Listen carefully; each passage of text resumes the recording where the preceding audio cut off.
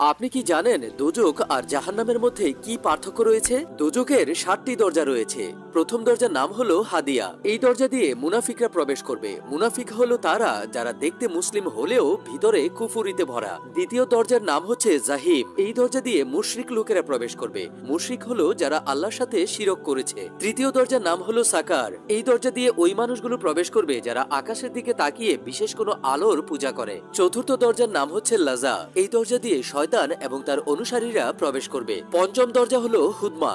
এই দরজা দিয়ে ইহুদিরা প্রবেশ করবে। ষষ্ঠ দরজার নাম হলো সাইর। এই দরজা দিয়ে ঈসা আলাইহিস সালামকে যারা আল্লাহর পুত্র বলে মানে তারা প্রবেশ করবে। সবশেষে সপ্তম দরজার নাম হলো জাহান্নাম, যে দরজা দিয়ে আমাদের আখিরি নবী হযরত মুহাম্মদ সাল্লাল্লাহু আলাইহি ওয়াসাল্লামের গুনাহগার উম্মতেরা প্রবেশ করবে। এই জাহান্নামই হলো এমন একটি দরজা যে দরজা দিয়ে পাপীরা প্রবেশও করতে পারবে এবং সাজা শেষ হলে বেরও হতে পারবে।